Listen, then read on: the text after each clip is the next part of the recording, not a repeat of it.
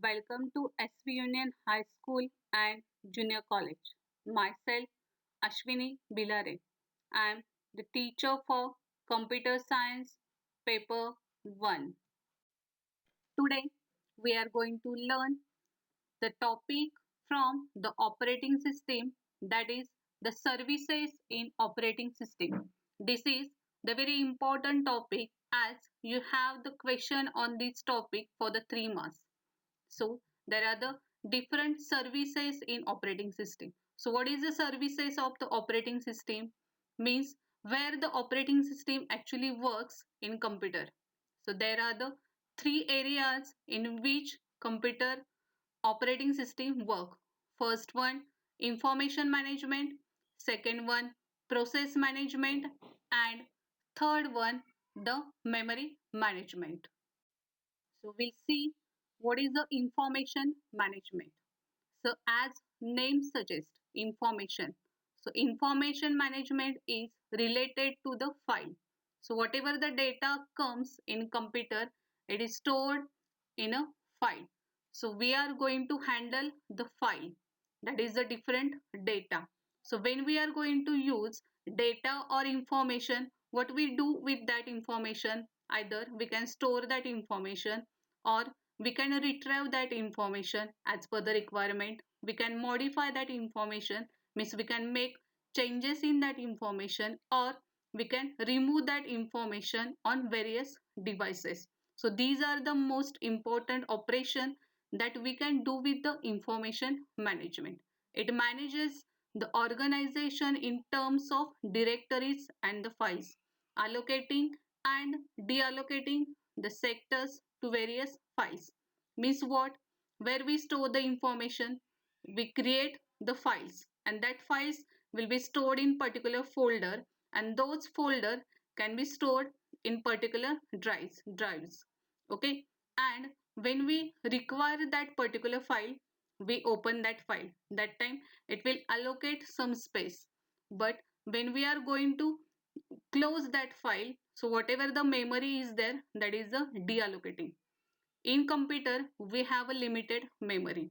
So when we are using the memory, that means when we are using or running that particular program, we can allocate the memory. But when we are not using that program or a folder or a file or a process, that time we close that file, we can close that folder, means we are closing that process. Means whatever the memory is occupied by that particular file or process, that will be deallocated and it will be used for the further. So whatever these takes place particular function, it comes under the information management. So there are the different system calls for the information management. Means whatever the different function we do with these files, that is the system call. Okay, so when we going to store information, we can create a file. If there is not file, we create a file. If it is file existing, then in existing file we can write, we can modify. These are the operations. So first system call is there to create a file. Second, to create a directory. Third, open a file. We can open the file for read purpose, write purpose, or both. Then fourth, close a file. Fifth, read data from file to buffer. Sixth one, move the file pointer. 7. Read and return file status. 8. Create a link. 9. Change working directory. And 10th one, write data from buffer to file. Okay, so first one, create a file. We can create a file. Second, to create a directory, means we can create a path. We can create a file, then we can store that file in a folder, then that folder will be stored in particular drive. So that create a directory. Then we can, third point, open a file. Either we can open a file for reading purpose or writing purpose or both purpose, we can open a file. Then close a file. When we finish all the operation regarding or working for that file, we can close the file. Next, read the data from file to buffer. Sixth, move the file pointer. We can move the file pointer begin at the beginning or middle or at the end of the file. Then next, return and read file status. Next, create a link, then change working directory and write data from buffer to file. So these are under the information management. Then we are going to learn the process management.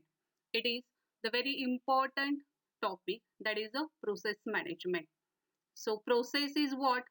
When we open any program, for that the process is created. Process is a program under execution. Okay, means what? When we run any program, then that program under running, then for that we can say that it is a process. There is a difference between a process and a program. When program executes or runs, then we can say that it is a process.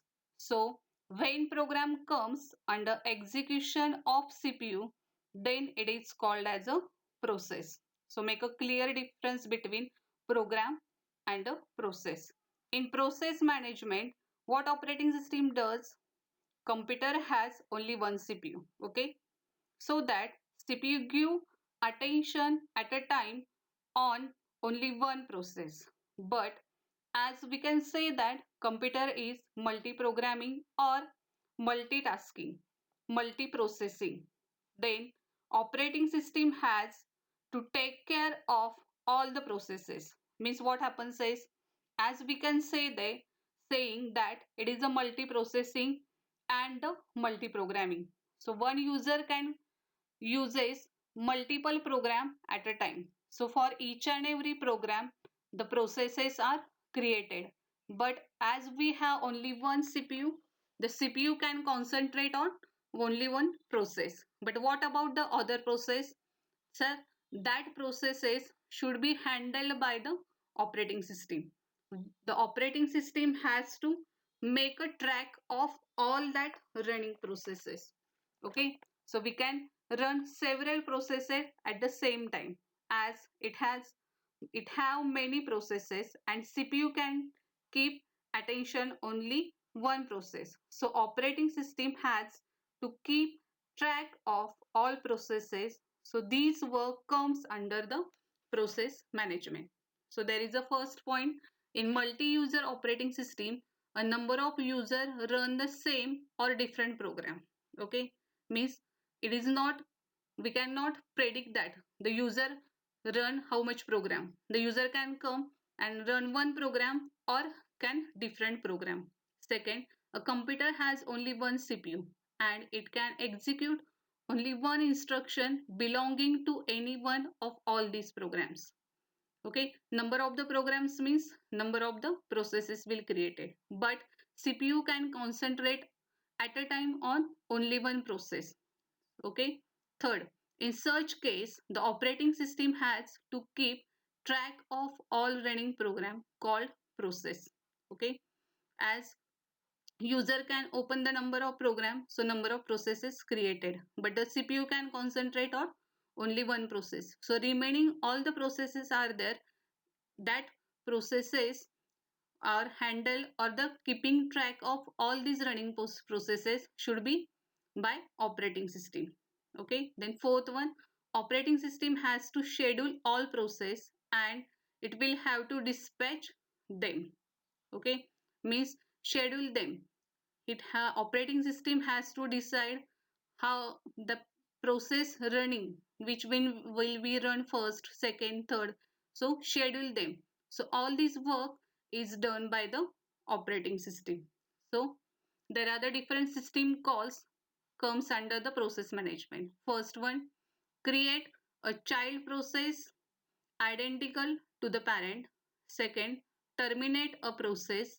Third, wait for a child process to terminate.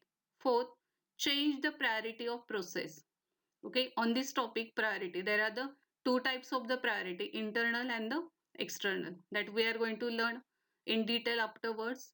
Then fifth one, block the process. Sixth one, ready the process. Seventh, dispatch a process. Eight, suspend a process. 9, resume a process, 10 delay a process, and 11 fork a process. So these are the different system calls which comes under the process management. Now we'll see the memory management. Memory management, as it is memory related management. So when the program open, it will allocate particular memory. When the program close, it will deallocate the memory. As we know, in computer, we have a limited memory. So when the program open, that particular memory is allocated, the program is closed, the memory is deallocated. These are the two important function of the memory management. That is the allocation of the memory and deallocation of the memory. So we'll see the first point, it will keep the track of memory.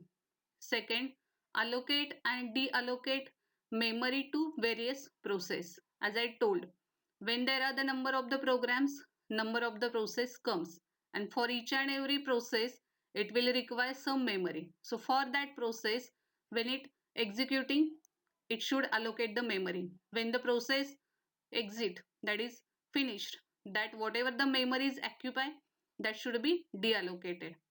Third, keep the list of the memory content. So whatever the memory is there, that list we have to content keep. Then fourth, before the program is loaded in memory from the disk, the memory management consult this free list, allocate the memory to process. Okay, means what? If one program comes, that for that program one process is created. So when it comes to the memory, first it will see that particular list, allocation list, and regarding the size of that process, it will see that memory list, and regarding whatever the fit memories is there, it will take that. Fifth one, memory allocate depend on the program size. Obviously, whatever is size of the process nearby that particular size, whatever the free list is there, it will choose from that and it will take to program for that. So this is the memory management. The system calls in this category, there are the two. First one, allocate a chunk of memory to process. So whatever the memory require for process, allocation of takes place. And second one, free or deallocate a chunk of memory from a process. When that process is exit, that time whatever the memory is occupied by that particular process, it will free or deallocate. So it comes under the memory management. Now we will see the overview of operating system. Operating system first developed by Microsoft was DOS, but it was a single user operating system. After DOS, a complete new system with graphical user interface GUI was developed. Okay. First operating system developed by Microsoft was DOS. That is a desktop operating system, but it is a single operating system. Means what? For single user operating system, only one user can operate that with only one program. So we can say it is a single user operating system. In DOS, for each and everything, we have to write the commands, and it make very difficult when we want to use the different program or the other user come. So after DOS, a complete new graphical user interface. So now whatever the operating system we see, that is a Microsoft, when we open the computer, it comes full of different pictures and the colorful. But when DOS, it is only the screen having the only one, that is a black screen, and the commands we have to write. But when the Microsoft develop the new operating system, it comes full of picture and the different icons, and because of that graphical user, the system comes very handy for the user to handle. First it was 3 Windows 3.1. Later on, Windows 95, an upgraded version of Windows was launched. After that, Windows 98, a new version of Windows was launched. It is a multitasking, and again GUI based operating system. So first Windows 3.1 is there. After that, upgraded version comes Windows 95. After that, Windows 98 comes. So there are the now Windows different 18, 20 different Windows operating systems are there, and each and every Windows operating system consists of the upgraded version. That is the new things are there. So this is the different operating systems. Now we will discuss some main features of Windows 98. So first one is the faster operating system. We can say that Windows 98 is the faster operating system, and it is because it includes tools that help your computer run faster than Windows 95 without adding new hardware. Okay, so there are the different tools are there, because of that it becomes the faster operating system. It optimizes your computer's efficiency by a group of some special programs that are used together of the programs. Second one, easy to use. It becomes easy to use because of web integration, multiple display support, power management, and universal serial bus. So web integration. Windows 98 Explorer and Internet Explorer integrate local and web-based resources in a single view. Autocomplete automatically completes previously visual address as you type them. It supports for all major internet standards, ActiveX and Java. Second, multiple display support. It makes possible to use several monitors simultaneously to increase size of your desktop. Third, power management. On now makes your computer more responsive by improving startup time. Using power management techniques, now can start your computer in just a few seconds and restore all your programs where you left them. Universal serial bus. It makes your computer easier to use with advanced plug and play capabilities. Using a new universally standard connector, you can add devices to your computer easily without having to restart.